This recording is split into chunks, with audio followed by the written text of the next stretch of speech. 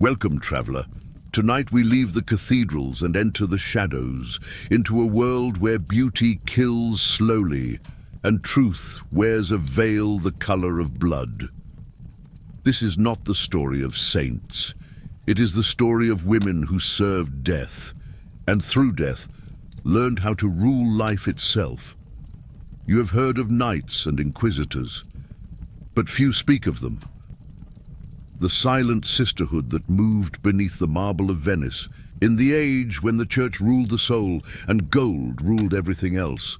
They were called the Red Veil, and this is their legend. Venice, 1472. The air tastes of salt and secrets. The canals are black mirrors, carrying the glow of torches and the music of unseen laughter. Gondolas drift like shadows between palaces whose windows never truly close. Somewhere, a violin cries. Somewhere else, a man dies. This is not the Venice of postcards or paradise. It is the city that learned how to make sin look like art. Every gesture here is performance. Every smile, a negotiation. The nobles hide behind silk masks, the merchants behind prayer, and the priests behind forgiveness sold by weight. Gold changes hands more easily than blessings. And among them move the women, faces hidden beneath veils of crimson and pearl, voices soft, eyes sharper than glass. To most, they are courtesans, entertainers, whispers at banquets. But to those who know the signs, they are something else entirely. They are the Red Veil. No one can say when they first appeared. Some claim they were born from the ashes of witches burned in the north. Others say they were widows of crusaders, left with nothing but the art of survival. The church calls them harlots, the Doge calls them necessary. The truth moves quietly between those names, never stopping long enough to be caught. If you listen closely, you can hear them even now, steps echoing in the marble corridors, the faint rustle of silk brushing stone, the whisper of a perfume that shouldn't exist. They go where men think they rule, the chambers of senators, the beds of bishops, the dark corners of confessionals. Their tools are not daggers but glances, not threats but promises. A touch of wine here, a drop of scent there, and the night rearranges itself around their will. They kill rarely, they do not need to. More often they suggest, and suggestion becomes fate. Their victims die of guilt or greed or love, whichever comes first. Death for them is never an act, it is a conversation. Venice tolerates them because it must. Every empire learns that it needs its ghosts. The Red Veil do what others cannot be seen doing. They restore balance where law fails, deliver silence where justice trembles. In a city built on lies, they are simply honest about what lies cost. Close your eyes, traveler, and walk with me through the labyrinth, past the sleeping gondolas, past the closed shutters and dripping arches. There, beyond the last bridge, stands a small courtyard lit by a single lantern. A woman waits, her veil catching the flame like blood caught in glass. She turns toward you. Her voice is quiet, almost kind. "Do you seek truth?" she asks, "or peace?" She does not wait for your answer. No one ever does in Venice. It began, as all legends do, with a whisper, a single rumor drifting through the alleys of Venice of a woman who could make powerful men vanish without a sound. They said she wore red when others wore black, that her perfume lingered longer than her name, and that her eyes saw everything, even behind your mask. The year was 1458, a season of unrest. The Republic thrived on beauty, but rotted beneath it. The Doge's spies hunted heretics, the church hunted witches, and the rich hunted each other. Venice, the jewel of the world, was a marketplace of betrayal. And in the smoke of its feasts, a new kind of faith was born. Her name, if it ever was a name, was La Signora Rossa. Some said she was once a courtesan, others a widow of a merchant who drowned in the lagoon. A few whispered that she had been a nun, banished for heresy after refusing to confess. But all agreed on one thing. She appeared whenever justice could not. And whenever she left, someone powerful stopped breathing. She never used a blade. Her weapon was silence. Those who met her described her as soft-spoken, almost kind. But kindness in Venice was simply another mask. Men who sought her favor left her chambers smiling, only to die days later, heart stopped, skin pale, eyes wide, as if they had finally seen the truth. The church grew uneasy. The Inquisition sent inquiries to the Doge, demanding arrests, confessions, names. But Venice protected its own. As long as the bodies that fell belonged to rivals, not allies, the city preferred its mysteries unspoken. The merchants had ships to run, and the cardinals had secrets to hide. Soon, others followed her path. Women cast aside by power, drawn by the same hunger that had shaped her. They met in the ruins of a burned chapel beyond the lagoon, where salt and incense still clung to the stone. There, by candlelight, they made their covenant. They would not pray for mercy. They would not kneel for forgiveness. They would serve balance, and in serving balance they would serve death itself. Each woman took a name that was not her own, and a veil dyed crimson in wine and ash. Each burned a single word into her palm, tes, Latin for be silent. They learned the arts that the world denied them, how to brew remedies that could kill or heal, depending on the dosage, how to read the poisons hidden in perfumes and flowers, how to listen for lies between breaths. Their masters were not priests, but apothecaries, perfumers, and widows who had buried too many children. Venice began to change. Senators fell suddenly ill. Confessions were whispered in tears. Alliances shifted without explanation. Men who thought they ruled the city found themselves ruled by fear. And fear, as La Signora Rossa once said, is the truest confessor of all. But no sisterhood can remain unseen forever. The first trace of them appeared in an Inquisition report from 1462. A single sentence scribbled in the margin of a confession. She wore a red veil and smelled of jasmine. I told her everything before I died. No name, no signature. Only the first written echo of a myth. And like all myths, it began to spread. The red veil was no longer a whisper. It had become a rumor with teeth. The chapel stood alone at the edge of the lagoon, where the city's music could no longer be heard. Only the hiss of water against stone and the cry of distant gulls. Its walls were cracked, its altar broken, its icons burned away by the fire of another century. Yet to those who came here, it was the most sacred place in Venice, because it belonged to no one. It was here that the red veil began. Once every season, when the moon was half and the tide low, a small boat would cross the black water.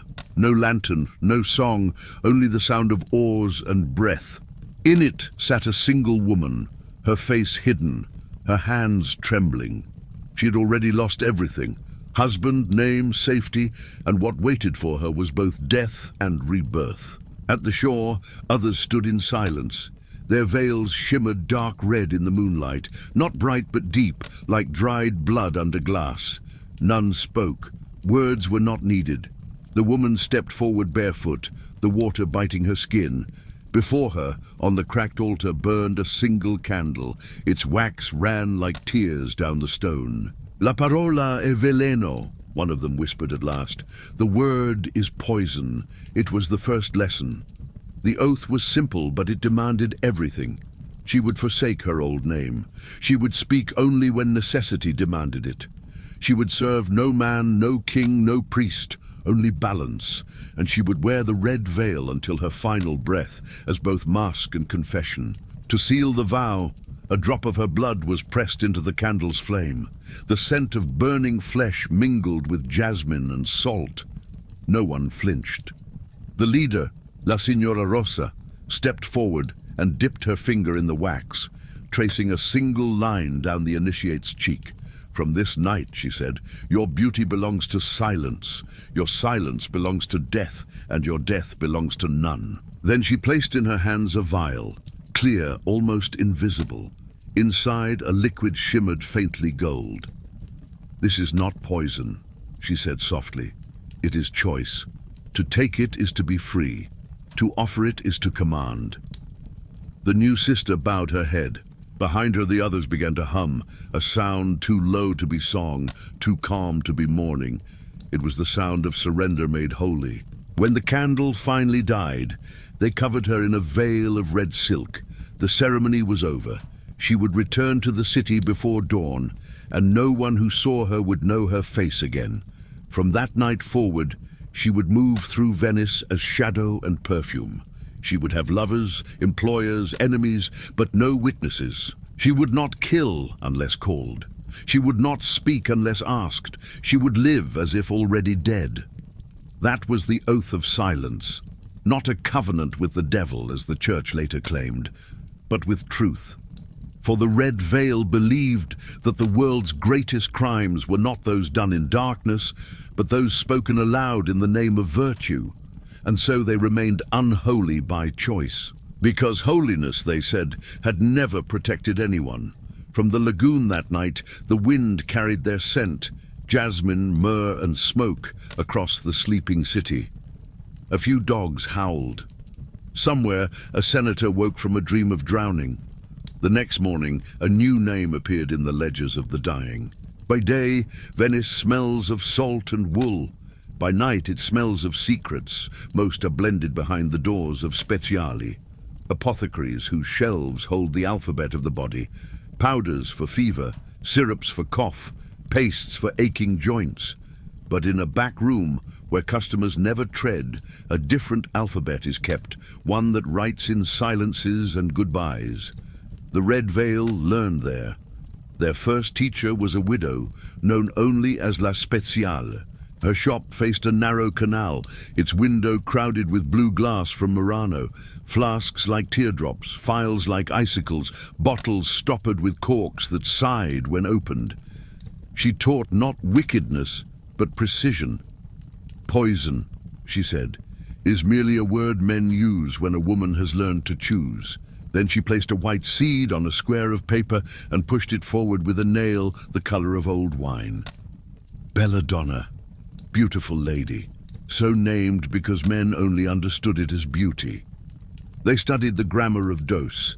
A leaf that calms in drops will convulse in spoonfuls. Ground aconite warms the blood and then freezes it mid-beat. Arsenic, pounded to a snow, hides in sugar and turns breath to glass.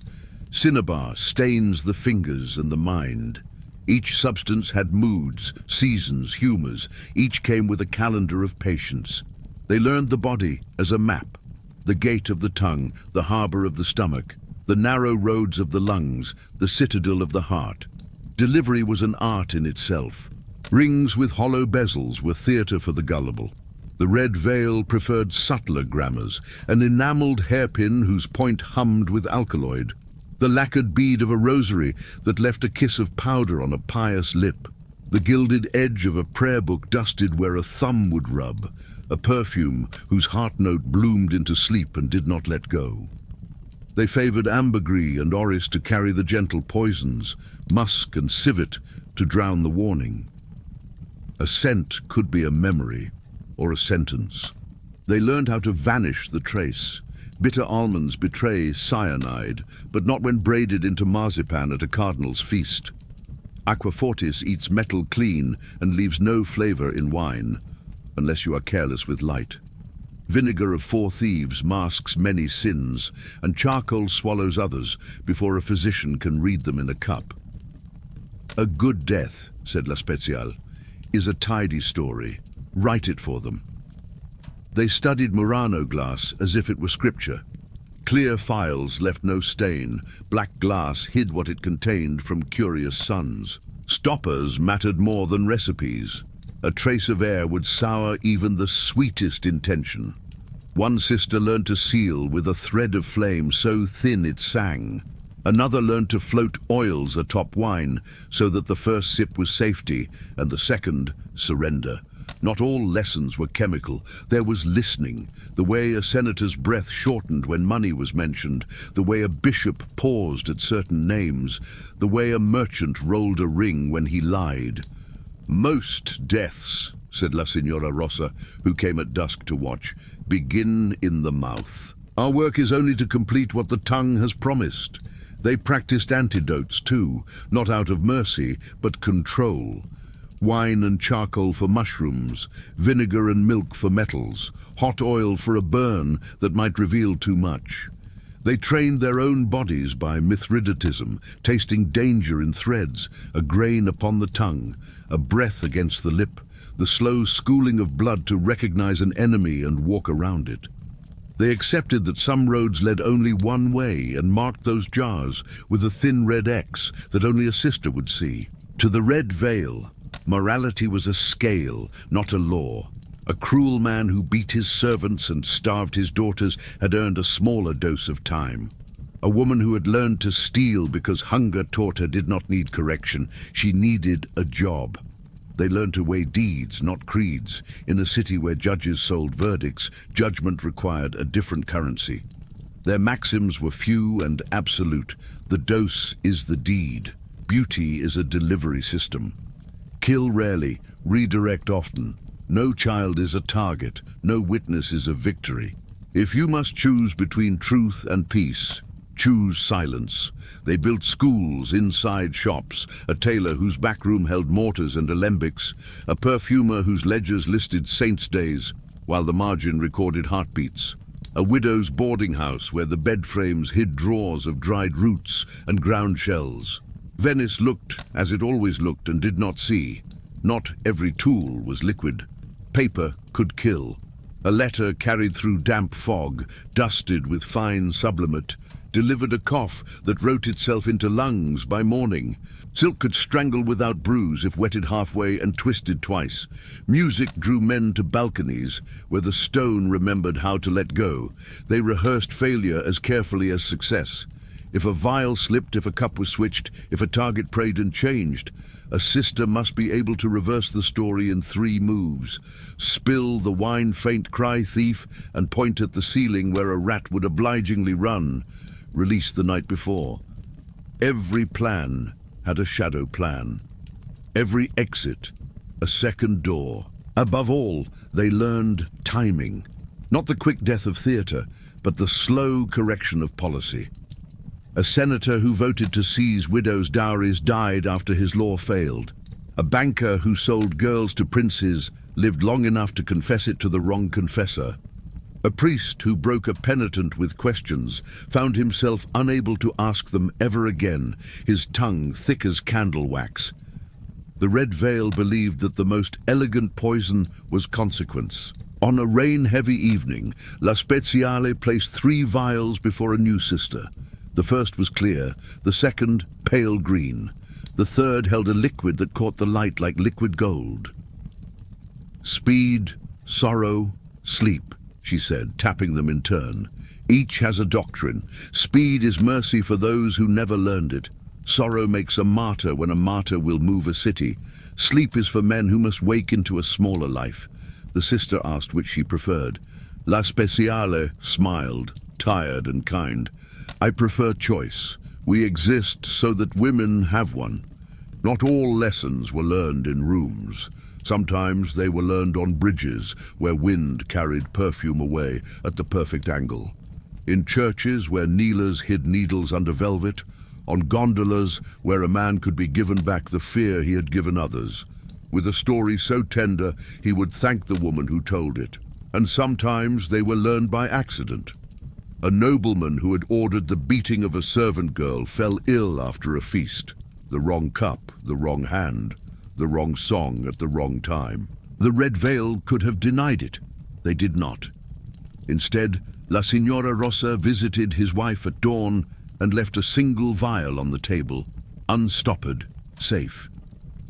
"For the headaches," she said, "he will have many as he repents." The wife nodded and understood. The man lived.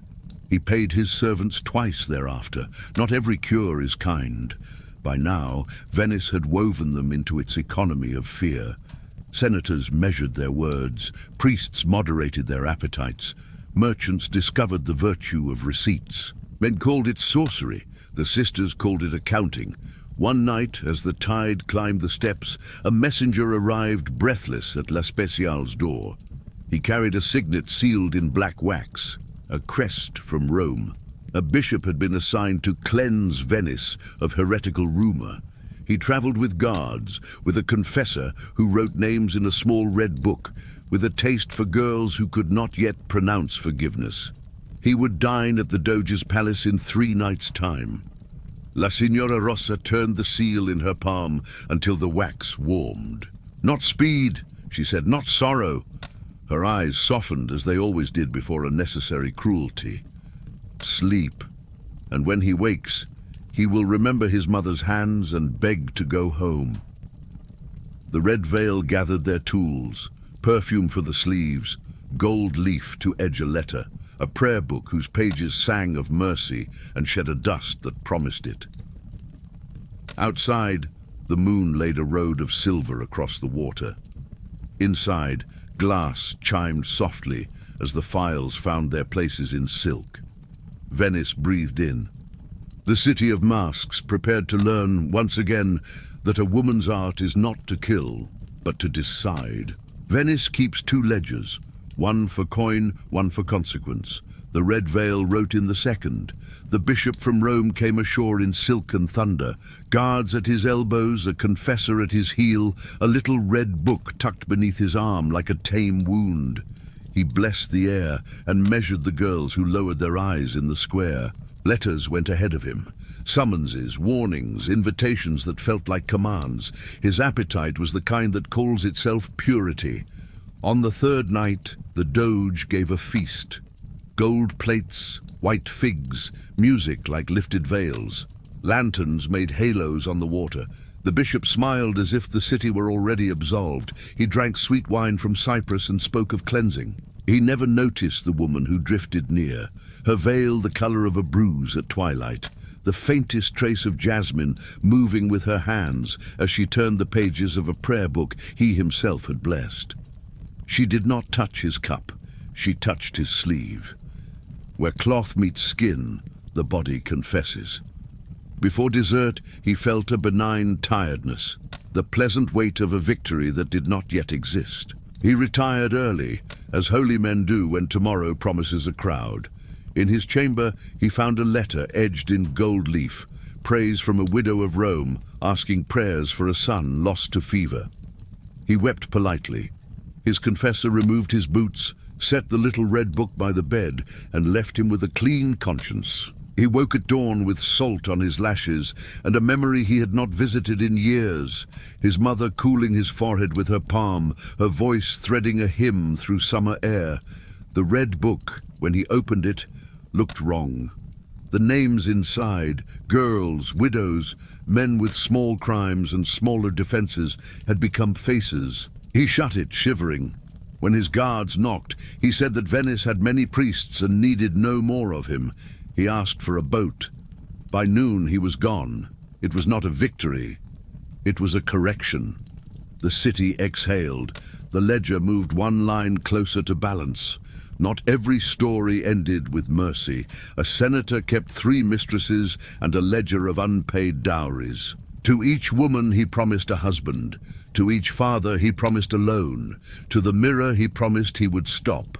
The Red Veil chose sorrow for him, the doctrine that makes martyrs when cities need them. On the night of his daughter's betrothal, as viols played and pearls blinked like tame stars at her throat, a letter reached him from a friend. It carried the scent of orange blossom and a dust no physician would ever find. He died beautifully, in a chair, among lilies, as if he had chosen the pose. Venice adored the picture. The papers said grief. The priests said warning. The girls he owed began to receive unmarked purses tucked into their shutters at dusk. Sometimes the story is the only antidote. A merchant on the Fondaco trafficked in what could not be written, boys with eyes the color of prayer, girls with wrists like stems. He confessed to no one. He paid everyone. For him, the sisters chose speed. The morning he lifted a cup in toast to a visiting prince, he did not finish the sentence. His heart stuttered and went quiet. The prince, shaken, returned to Ferrara and discovered an appetite for laws he had never needed before. Choice, always choice. That was the work. There were lovers too, deaths that looked like tenderness when the city peered in through curtain gaps. One was a cardinal who wrote poems in bad Latin to a woman whose name he thought was Speranza. He believed her hair smelled of fig leaves. He believed she loved his hands. She loved his vote. When he tried to ruin the convent that had refused him a favorite novice, his blood thickened overnight, gently, like honey cooling. He died with a psalm half remembered in his mouth. The convent received a patron it had not asked for. The novice lived to become abbess. Another was a soldier, a captain from Bergamo who liked to sit at the edge of the lagoon, telling stories of walls he had climbed and men he had spared. He fell in love with a woman who never learned to lie to him. She wore the red veil with the same care she wore her own name, hidden, precious, not to be offered easily. When his colonel ordered a night raid on a street where widows slept stacked like laundry, the captain refused. He died for it, not by her hand. She left a vial on the Colonel S table, sleep, and a note that read, "Your men are safer when you dream." The colonel retired. The captain's grave receives violets that no one can explain. In the schools behind the shops, they told each other these tales not to boast, but to remember the grammar of their vows. The dose is the deed. Kill rarely, redirect often. Love no man who loves his power more than your life. And if you must break a heart, let it be yours. They laughed when they could. They wept privately. They learned to keep both salt and sugar close to hand. But the ledger does not write only in other people's names. Every choice asks something back. One sister, called Bianca by those who loved her, took work from a matron whose son beat his wife and called it correction. Bianca favored sleep again, the long lesson that turns a man inward. But the wife, bruised, frightened, devout, begged them to wait. God will judge, she whispered and meant it. Bianca stood in a church with the woman, while candles fattened the air, and understood for a brief, brutal moment what it costs to let heaven keep its promise. She left the vial on the matron's table, unstoppered, unused. 2 weeks later, the man fell from a balcony in a drunken glory. Venice wrote it down as accident. Bianca wrote it down as relief. Some mercies you do not deliver, you only watch arrive. Not all mistakes were kind. A courier switched 2 letters at the postern gate of a palace washed in moonlight. One invitation, one reprieve. A lord ate fish meant for a guest and did not wake. The guest lived to order a war that burned a village to its foundations. For a month the sisters wore their veils without scent. They went to the lagoon and named the dead under their breath, one by one. La Signora Rosa said nothing, then said only this: "We correct what we can, we carry what we cannot." They sent money, midwives, bread. The village built itself from ash, the way a lung draws air it does not deserve. The city, meanwhile, continued to mistake rumor for truth and truth for a good story. Men swore the red veil carried rings filled with death, that they met Lucifer at convent wells, that they carved their names into the inside of their lips. The sisters let the lies work for them. A rumor is a door that opens the room it pretends to hide. Love visited them rarely, and when it did, it wore ordinary clothes. A baker with flour on his wrists who never asked why a woman returned from errands smelling of orris at midnight. A widow who taught a novice to read receipts as if they were prayers. A gondolier who learned to pause under certain windows and hum a pattern that meant safe. The red veil did not renounce tenderness. They rationed it. Then came a night when tenderness failed. A young sister, too quick with faith, too hungry for absolutions, believed a man who called himself a merchant of mirrors. He was a messenger in truth for a priest who kept his devotion in ink. The sister took his confession in a room with painted stars and did not notice the scar on his thumb where signet wax had chewed the skin. She told him nothing. She told him enough, that there were women who did the city's unclean work, with clean hands. 3 days later, an inquisition notice appeared on the door of a chapel near the fish market. Black script, a seal the color of dried roses, a list of questions that were not questions. Names were not written, but descriptions were. One read, "She smells of jasmine in winter." Another, "Her veil is red like old wine." A third, "She speaks softly and men go home changed." Venice, which has always pretended to be deaf, heard this very well. Some grew bolder. Who does not enjoy hunting a mystery with church permission? Others grew quieter. Who does not remember debts when holy men start counting? The Doge said nothing. His wife crossed herself twice at meals, for the first time in 20 years. La Signora Rossa gathered the sisters in the ruined chapel on the edge of the lagoon. No candles, only the moon and the water making its devotions against stone. "We have written in the city's second ledger for many years," she said. "Now the men who keep the first have noticed the ink on our fingers." She looked at each face without trying to see beneath it. "We do not run. We change our hand. No more jasmine in winter. No more letters edged in gold. We move through the city like breath, not like perfume." Bianca asked the question none wanted to taste. "And if they find us?" La Signora Rossa smiled, not unkindly. "Then we teach them the doctrine they never learn, sleep. We make them remember mothers and return to smaller rooms." From the far side of the water, a bell counted the hour. Somewhere, a gondola bumped a mooring post and steadied. The sisters tied their veils tighter. Venice inhaled. The ledger waited. Across the lagoon, a Dominican with a voice like a file sharpened his sermon. He had a little red book of his own. And unlike the bishop, he was not coming to leave. He was coming to stay. He arrived without ceremony. No trumpets, no fanfare. Just a small procession of Dominican friars crossing the Piazza San Marco at dawn. Their robes were black, their crosses iron, their eyes already searching. Venice watched them the way one watches the slow spread of oil across water, fascinated, uneasy, aware that something was about to burn. His name was Father Matteo di Ferrara, and in Rome they called him the Hound of Heaven. He had served the Inquisition in Florence and Siena, purging those who claimed to speak with angels, those who healed without license, those who dared to love without confession. He carried no sword, but his words cut deeper. He believed that silence was guilt, beauty was temptation, and women, especially clever ones, were the devil's preferred disguise.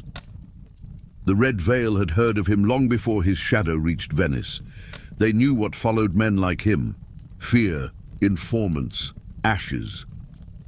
For the first time, La Signora Rossa hesitated. Matteo set up his tribunal inside a converted warehouse near the Rialto, where the smell of fish and damp rope clung to the walls. He chose the place on purpose. Holy men, he said, should begin where corruption breathes.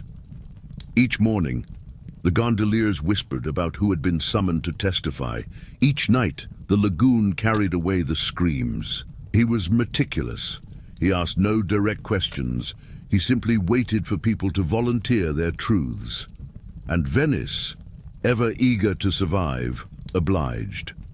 Wives confessed the dreams of their husbands, servants betrayed the hands that fed them, and merchants offered secrets in exchange for absolution. Within weeks, Father Matteo knew more about the city's sins than the Doge himself. He never said the name Red Veil. He didn't need to. He spoke instead of the perfume of heresy, of women whose prayers smell of flowers, not of fear, of sins that hide behind silk and whisper in men's ears.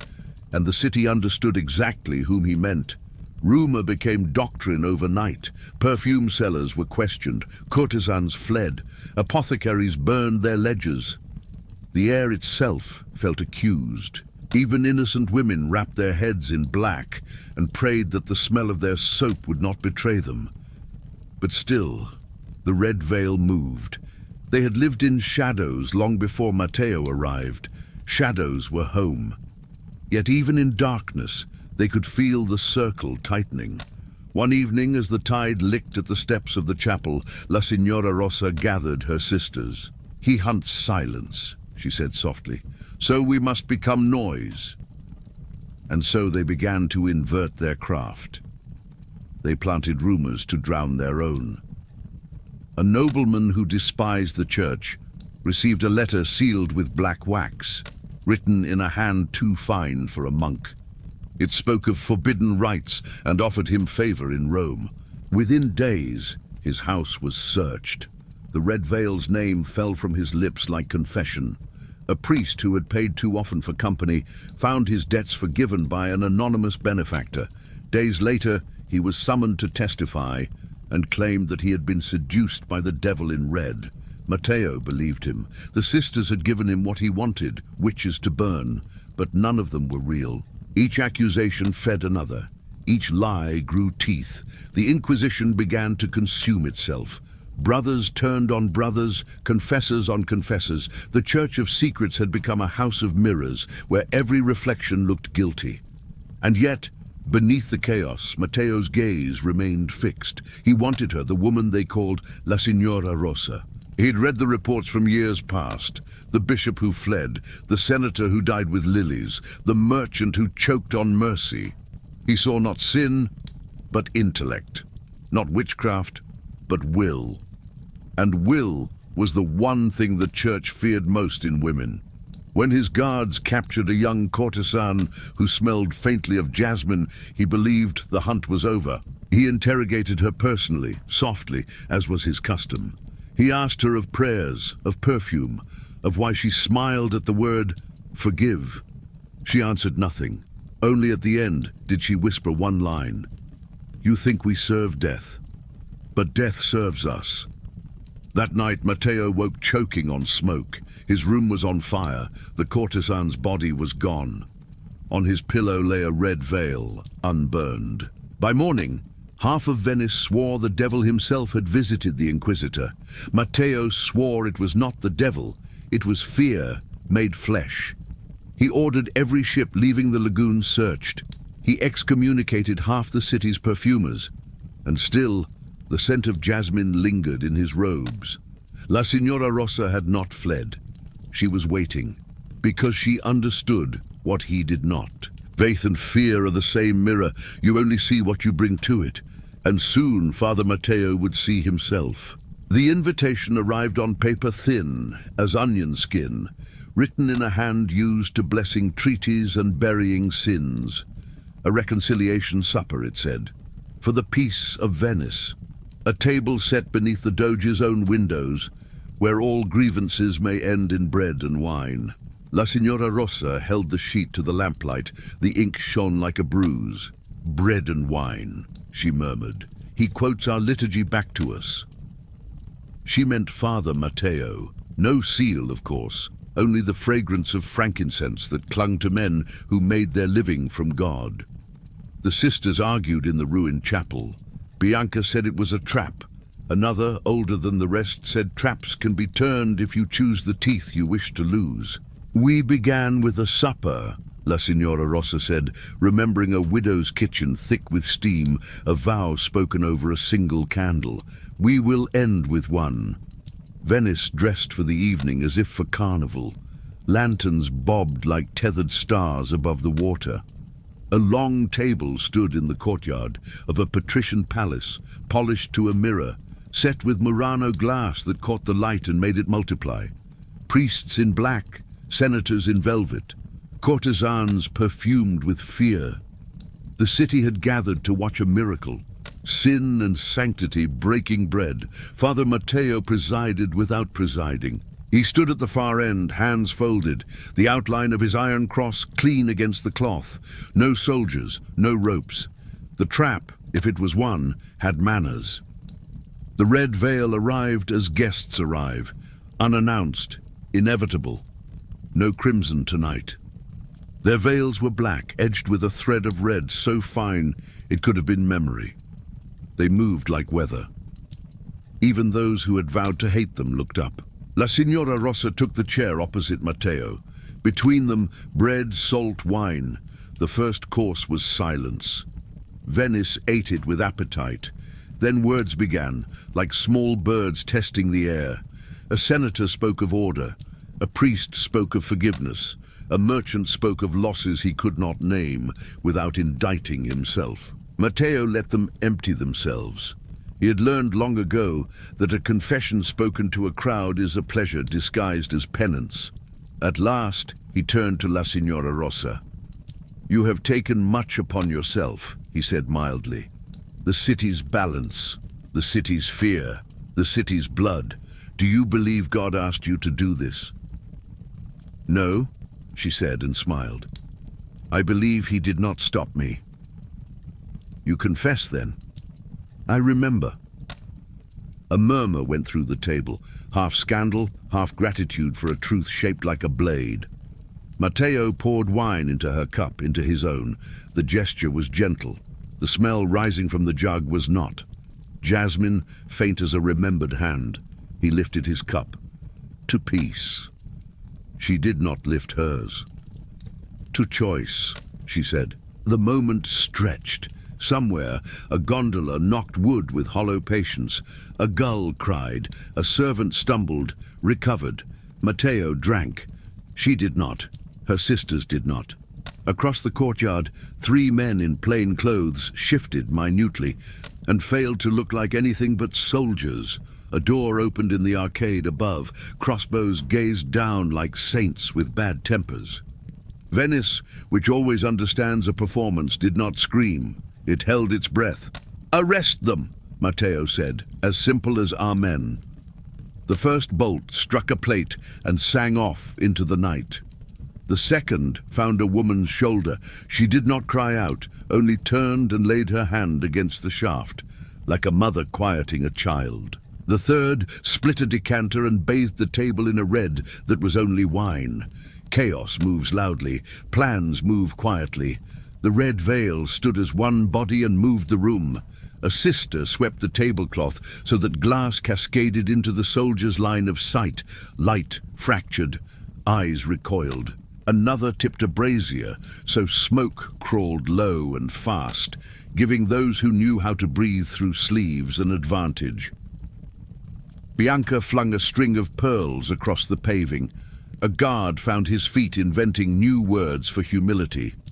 A knife flashed, not to kill, but to cut ropes that had hung lanterns. They fell, hissing into the fountain, and steam rose like a curtain. Matteo did not waver. "Take the leader," he said. He meant La Signora Rossa. The men who moved toward her wore faces emptied of everything but order. She stood very still. "Not speed," she whispered to herself. "Not sorrow." Then she smiled. Bianca understood before the others. She reached for her mentor's wrist, found no pulse quickening in fear.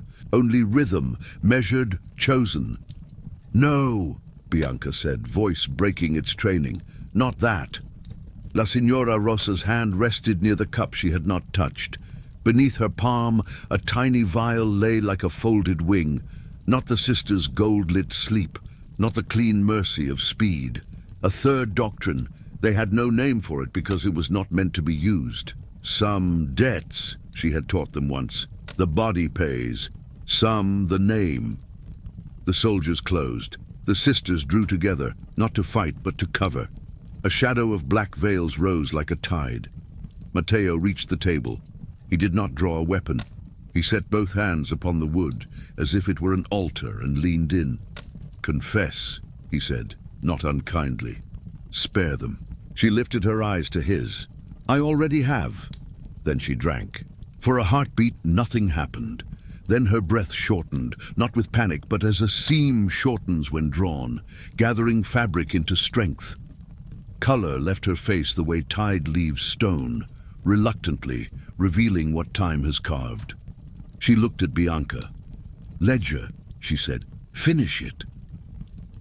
The courtyard held its breath with her. Matteo reached out, instinct older than doctrine, to steady what was falling. La Signora Rossa did not take his hand. She used her last breath to make a choice, and gave it away like a blessing. She died as the bells of San Zaccaria began to ring, late, confused, uncoordinated, as if the city itself could not decide whether this was mourning or absolution.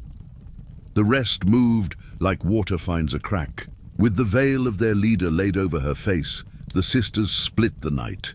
Some vanished into smoke and doorways, some into gondolas that had drifted close without being asked, some into the common dark where women live without names and therefore without maps. A few were taken, caught by robes, by luck, by men who had trained their hands to disobey mercy. Those would be questioned, and some would break, and some would not.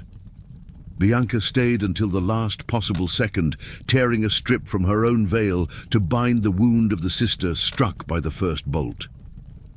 "Breathe," she said, and kissed the woman's hair. "I will come back." It was a promise no one in Venice should make. She made it anyway.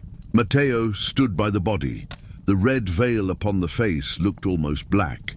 He had wanted a victory. He had been given a martyr. The crowd, which was not a crowd but a congregation, took a step closer and then a step back, as if learning a new kind of prayer. He lifted the veil with 2 fingers. The face beneath was smaller than the legend, tired, beautiful in the way truth is beautiful when it stops arguing. He made the sign of the cross without irony. "Requiem," he said. The word shook him. "Take them," he ordered at last, but there were fewer to take than there had been. Smoke thinned, the pearls dried. The wine stain looked like a map of a country that did not exist. By dawn, Venice had already begun to remember badly. Some said the red veil tried to poison the city and choked on their own wares. Some said the Inquisitor cut down witches with the sword of the Spirit, and the night fled before him. Some said a woman in black had walked across the water carrying a candle that did not go out. Truth tucked itself into the pockets of those who had seen and did not intend to speak. Bianca carried her leader to the chapel at the edge of the lagoon with the help of 2 fishermen who did not ask why they were awake. They laid La Signora Rossa on the cracked altar where vows had begun. A candle learned how to make a steady flame in a windy place. Bianca set the cup beside her, turned it so the light caught nothing, and covered it with linen. "You taught us to choose," she whispered. "I choose to remember." From the city, bells rolled like distant thunder. The Doge drafted proclamations. Father Matteo composed questions. Gondolas drifted as if deciding which shore to prefer. In the apothecary's back room, glass exhaled the last of the night's heat. The red veil had not ended. It had changed tense. In the weeks to come, some sisters would be named and vanish into prisons where the floor remembered more tears than blood. Some would marry bakers, tailors, men who never asked why jasmine smelled like winter. Some would take ship for Ragusa, for Alexandria, for anywhere the word witch meant nothing in the market. One would enter a convent and learn to write in a hand so clean that even grief could be read without smearing. Father Matteo, who had come to Venice to cleanse it, found that the city had learned to cleanse itself, clumsily, imperfectly, in the grammar of rumor and regret. He kept his tribunal. He burned what he could catch. He preached sermons about the seductions of perfume, about women who confuse mercy with murder. Sometimes, waking at night, he smelled jasmine and could not decide whether it was memory or warning. He prayed for discernment. He received silence. On the night of the 40th day, Bianca returned alone to the chapel. She brought a small book bound in red leather and laid it where La Signora Rossa had lain. The first line read, "Venice keeps 2 ledgers. Someone must keep the 3rd. She dipped her quill, breathed, and began to write the names of men who had been spared, and of women who had survived, and of children who would grow up without learning to be afraid. Outside, the lagoon repeated its single ancient lesson over and over until stone believed it. What the tide takes, it also returns. Not the same, but enough. Years pass differently in a city of water. Venice learns to forget as quickly as it learns to sing. Faces sink like pilings. Rumors bloom and close like night flowers. What remains are gestures, a hand on a railing at dusk, a scent caught in a stairwell, a name spoken only in kitchens. The red veil is gone, they say. The red veil never existed, they say. Both statements are true in the way the lagoon is true, shifting, faithful to no map. Bianca survives, not by sorcery, by practice, by ordinary kindness carried like contraband. She moves to the parish of San Giovanni in Bragora, under another name, and learns the liturgies of unnoticed women, sweeping, buying bread before light, keeping accounts that balance without applause. She wears black like every respectable widow, her hair braided tight and clean. At first, she expects to die for it. A mistake, a glance, a soldier's memory returning at the wrong hour.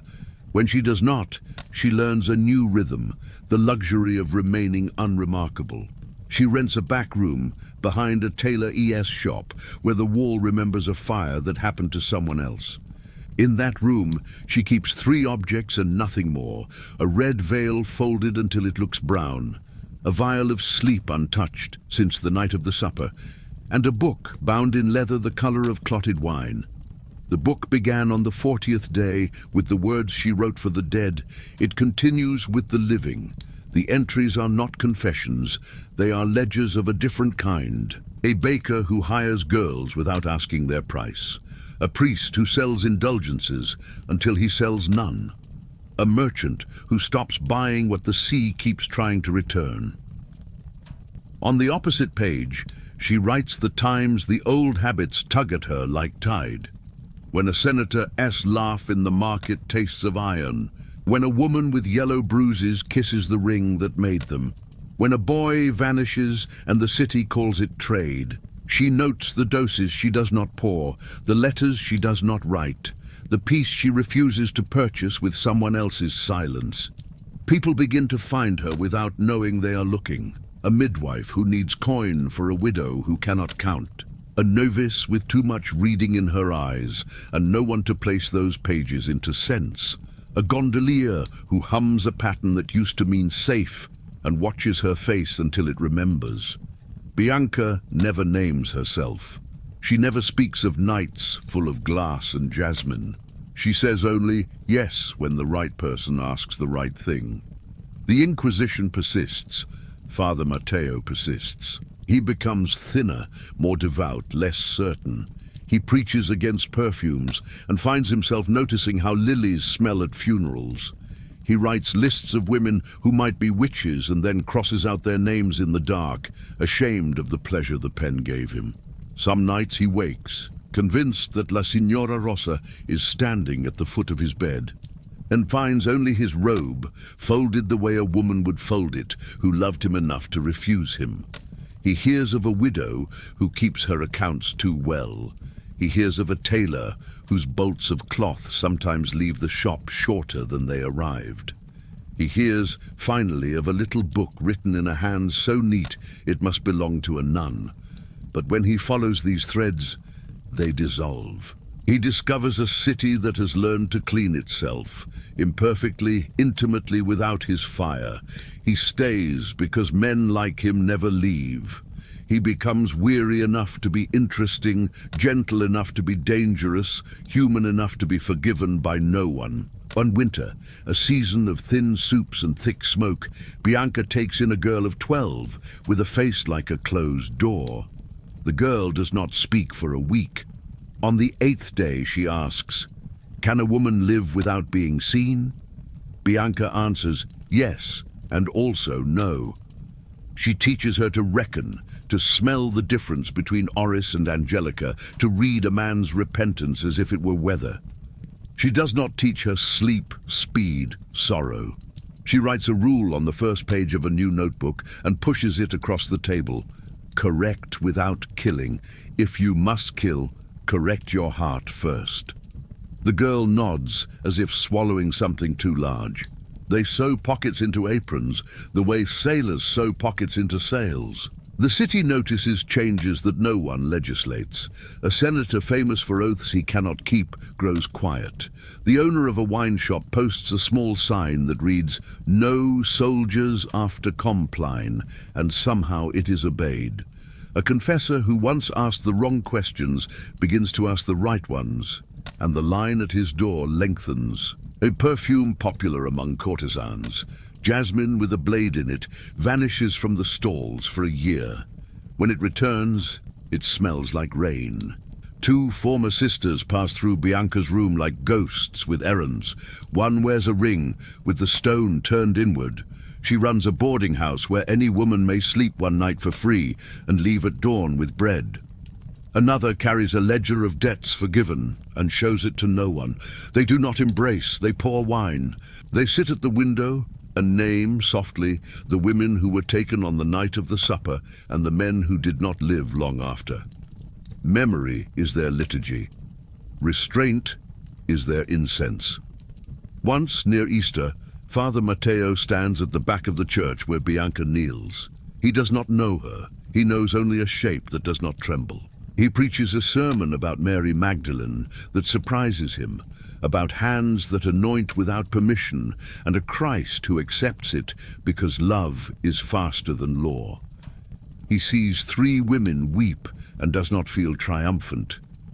He feels tired and then lighter, as if some part of his rage had been quietly absolved by a person he will never meet. He follows the widow from a distance, then defies himself and stops.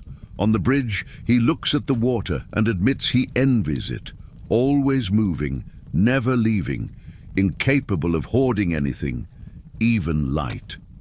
That night, he writes no names in his little red book. In the morning, he cannot find it.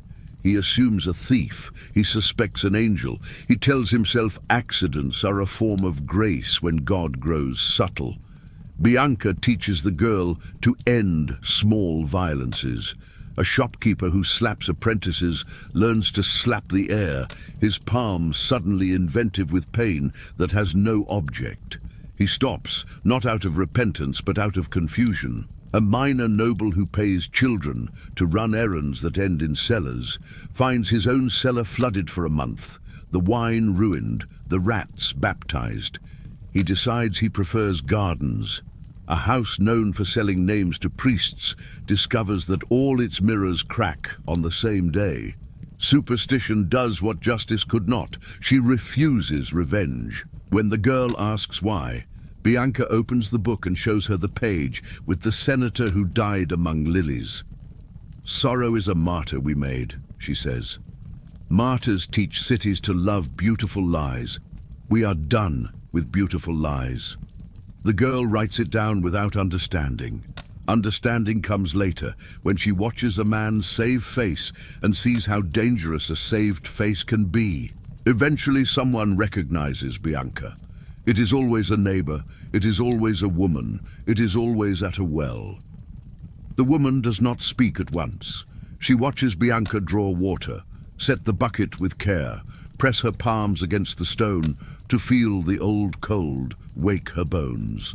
Then she says, "Thank you." Bianca says, "For what?" The woman shrugs. "For my sister's son who came back from the ship. For my daughter who married a man who does not drink. For the smell of jasmine that means winter is almost over." Bianca nods as if she has been told the price of oranges. They do not look at one another again. In time, the girl grows into a woman who could hide in daylight. She asks to take the book and write in another city. Bianca says yes and packs a small bag. 2 veils, 1 black, 1 red with the color washed down to rust, 3 recipes that are more antidotes than poisons, and a letter to no one that begins, "Venice keeps 2 ledgers." The woman leaves before dawn. At the door, she turns back. "What will you do?" she asks. Bianca says, "The third thing." The woman asks, "What is the third thing?" Bianca smiles. "Stay." She stays. She grows older. The tailor dies. The shop passes to a nephew who measures cloth as if measuring time. Father Matteo softens into a man whose confessional often contains silence that is not refusal, but relief. The Doge dies. Another puts on the mask as if it were a face. The bells learn new rhythms. Plague comes and goes like a bad tutor. The sea keeps teaching the lesson none of them pass. that everything returns if you live long enough to recognize it. On the last page of the Red Book, Bianca writes not a name, but a prayer. Let there be women who do not need veils. Let there be men who do not need martyrs. Let there be cities that keep one ledger and balance it with bread. She closes the cover and ties it with a cord. She places it beneath a loose stone in the chapel on the edge of the lagoon. The stone every child knows because it rocks a little when you step on it. She leaves the red veil folded on the altar. The color has faded to something that might be called memory. When she steps back into the morning, Venice looks unchanged. Laundry like flags of surrender, gulls announcing their old joke, the water performing the same trick it always performs of pretending to be glass. But under the ordinary, a new arithmetic is working. Slow, stubborn, cumulative. The red veil is now a rumor told to frighten cruel men into caution and to comfort kind women into courage. It is a method without a name, a patience that knows how to choose. Bianca buys bread. The baker gives her an extra heel for free, as he always does. On the way home, a little girl runs past with a ribbon, the color of old wine. It slips from her hair and lands at Bianca's feet. She ties it back gently. The child says thank you in a voice that will one day be able to command without raising itself. Behind them, a priest begins a hymn. In it is the smell of lilies and something like jasmine when winter ends. No one remarks on it. Some legends die, others diffuse, until they are no longer stories, but air. And so the woman who survived does the most radical thing the dead never can. She keeps living. Tomorrow another hand will lift the loose stone. Tomorrow another city will borrow Venice's third ledger. And the myth will become what it was always meant to be. Not a secret society, but a way to choose. Centuries pass, empires drown, flags change color, and the sea eats a little more of the city each year. But still, on some nights, when the tide is high and the moon presses her white face against the roofs of Venice, someone swears they see a woman in a red veil walking by the water. Not bright crimson, not theatrical, just a faded rust color that catches the light like dried petals. Tourists laugh about it, guides tell it for coin, but the locals, the ones who've grown up with the lagoon whispering against their sleep, they lower their voices when they speak of her. They say she carries no candle, only a book. They say she stops at no house twice, and they say the air smells faintly of jasmine when she passes, even in winter. In 1797, when Napoleon's troops entered Venice and ended the Republic, soldiers found a small red book hidden under a chapel stone near San Giovanni. Its pages were neat, written in Italian so pure that one officer remarked it read as if it were copied from a prayer. But it was not a prayer. It was an account of names, of balances, of wrongs corrected and others forgiven. The officer, a young Frenchman with a taste for history, carried it back to Paris. He showed it to a professor at the Sorbonne who declared it a mystical ledger of feminine conscience, a Catholic heresy disguised as bookkeeping. The Church, discreet as ever, bought the manuscript and sealed it in the Vatican secret archives, where it remains catalogued under an intentionally dull label. Codex Venetus, Ledgers Anonymous, 15th century. Most scholars who stumble upon the reference dismiss it, but a few, the kind who listen for ghosts in the margins of history, have noticed oddities. The handwriting changes slightly every few pages, as though many women added to it over time. The ink, analyzed centuries later, contains traces of crushed orris root, the base note of perfume. Someone wanted the pages to smell like memory. Every few generations, the red veil returns as a rumor. In the 1920s, an Italian journalist investigating fascist corruption received anonymous letters warning him to weigh his poison. He ignored them until his tea turned black. He survived barely. When he awoke, he found a single red thread tied around his wrist. In the 1970s, a group of Venetian women protesting clerical abuse called themselves Le Figli del Velo Rosso, daughters of the Red Veil. They claimed descent not by blood, but by belief. Their manifesto quoted an old line found in that codex: to kill rarely, to redirect often, to silence never. They disappeared from headlines within months, but small changes followed. New laws for the protection of women, anonymous funds for widows, names erased from prosecution lists. As always, history misfiled the details, and yet the pattern continues. Some say the Red Veil became an idea, a whisper shared between those who will never meet. A judge who rescinds a cruel verdict at the last moment. A nun who slips medicine into a cell at night. A woman who stays when every rule says she must go. They call it intuition, they call it grace. But somewhere, perhaps, an old oath still hums beneath their skin, to serve balance, and in serving balance, to serve death itself. But what if the Red Veil was never gone? What if it never was, at least not in the way the church feared? Perhaps La Signora Rossa was not a single woman, but the name given to a phenomenon older than religion itself, the quiet intelligence of conscience, wearing a human face. In recent years, a small fragment of that codex has resurfaced. A scholar at Cambridge published a paper describing a damaged folio found in a private collection in Verona. The page bore a list of herbs, written beside a short passage in Latin. Venice keeps two ledgers, one of profit, one of penance. The third is the human heart, and there all accounts must close. No one knows how that page traveled across centuries, nor who preserved it. But in the corner, drawn so faintly the scholar almost missed it, was a symbol, a veil half lifted, half shadowed, a mark or a memory. And so the myth stands before us like the lagoon before dawn, neither water nor sky, truth nor dream.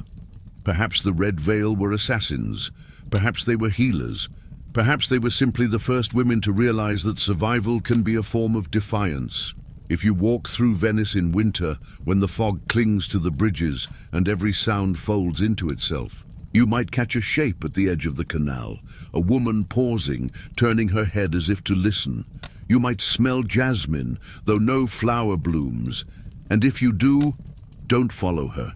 Just bow your head and whisper a thank you.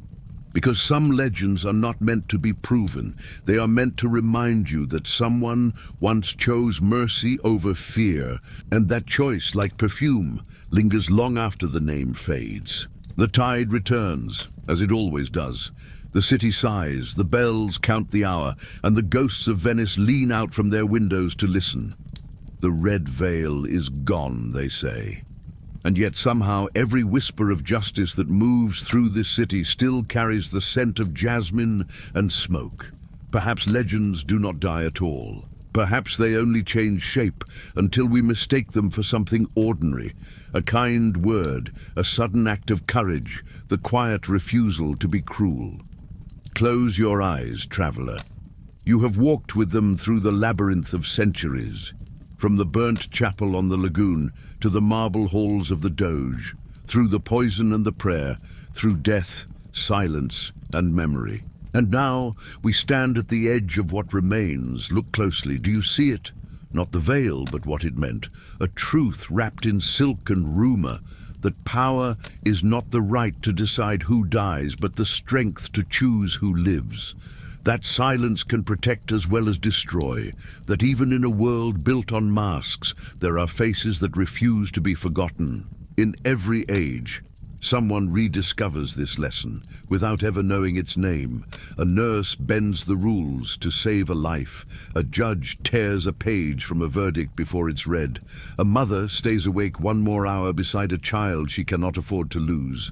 No veil, no oath, no poison. Just the same balance that once drew breath in those shadowed sisters, the understanding that sometimes the smallest defiance can tilt the scales of the world.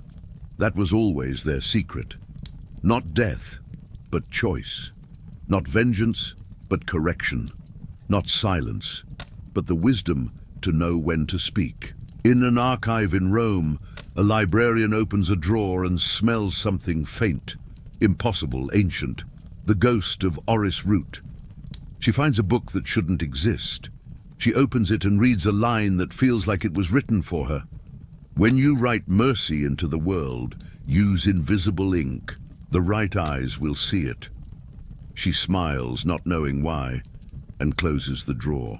The scent fades, but the calm remains. Elsewhere, a student in Cambridge finishes her thesis on forgotten female orders. Her candle burns low. Outside, the fog presses against the glass like a hand asking to be let in. She writes a final sentence. Perhaps the red veil was never a sisterhood at all, only a collective heartbeat that outlived its bodies. Then she signs her name, and for no reason she can explain, she dips her pen in red ink. The past is not gone. It watches. It waits. It listens for footsteps like yours. Because stories like this are not meant to comfort, they are meant to awaken. They remind us that fear and faith, cruelty and care all share the same skin, and that every one of us carries both the poison and the antidote inside. So tonight, traveler, as you set this story down, remember, you are walking through a world built by ghosts, some terrible, some tender. And every breath you take is the continuation of a choice someone once made in secret. The red veil is not a name. It is a question. What will you protect when no one is watching? Whose voice will you silence, and whose will you save? And when your time comes to choose, will you do it in fear or in love? The water laps softly against the stones. The city exhales. Somewhere, perhaps, a woman walks along the canal, a faded ribbon in her hair, her perfume a memory that does not fade.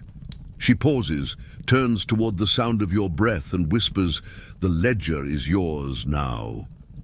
So tell me, traveler, where are you listening from tonight? And what time is it for you? May your choices be kind. May your silence be deliberate. And may your heart never forget the women who served death, only to teach the world how to serve life.